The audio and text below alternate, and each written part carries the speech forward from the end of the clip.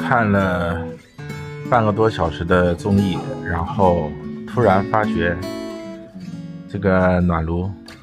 用到现在，它的一氧化碳就保持在这个指数左右了。因为我这次换了一个暖炉，是这个圈石的 23K。之前如果看过我视频的朋友知道，我之前用的是藤次郎的那个嘛。然后我在家里边阳台上，我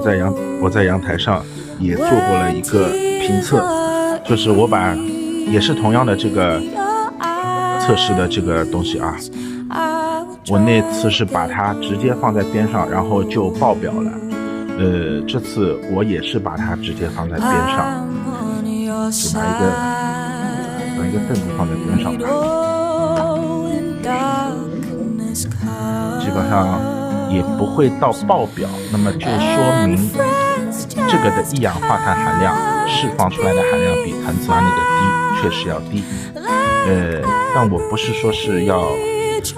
为了说这个好，因为我之前为什么会换呢？我是入了一个大的云州嘛，4杆的云州，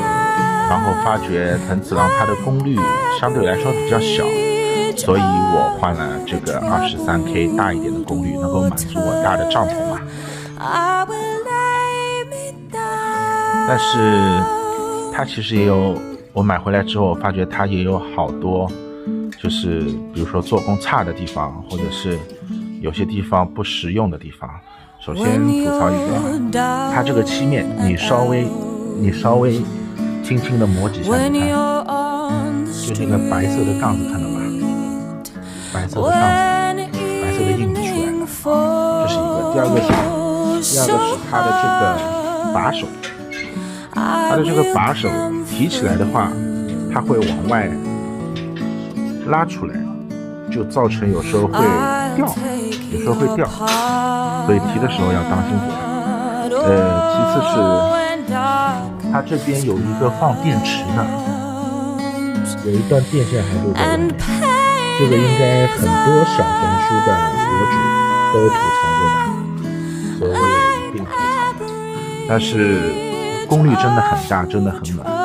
它基本上是7升左右的油箱，然后大概10小时左右，但具体能点多久我还没测试过。只是我刚才室内温度是15度，现在你看已经是18.1度了，看到吧？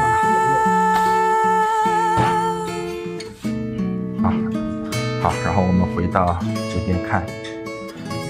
放在这边你看始终都是这样一个数值，所以它的一氧化碳排放量肯定是要比藤次郎低很多。最吸引我一点是它里边可以看到火嘛，大家看一下，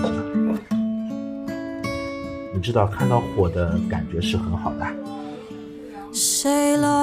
所以如果你能够介意它的漆面一碰就会有这种划伤的痕迹，或者是它这个提手，对吧，很容易会掉。做工相对粗糙了一些，如果你能够不介意这点的话，你可以买。但据我所知好像是年前它都工厂停工，全部没有货，所以如果要买的话应该是年后之后才可以买。另外一点是它有些重，而且很大。基本上女生的话，它加满油之后，女生单手是提不起来的，除非你是女汉子。另外它体积很大，你看我那边那个小米的净化器，在它边上就很小，对吧？也说了4分多钟了，主要我是让大家看一下，一直放在这边吧。有可能有些朋友会说这个东西不准啊什么的，但是我上次就是用这个测试的藤次郎，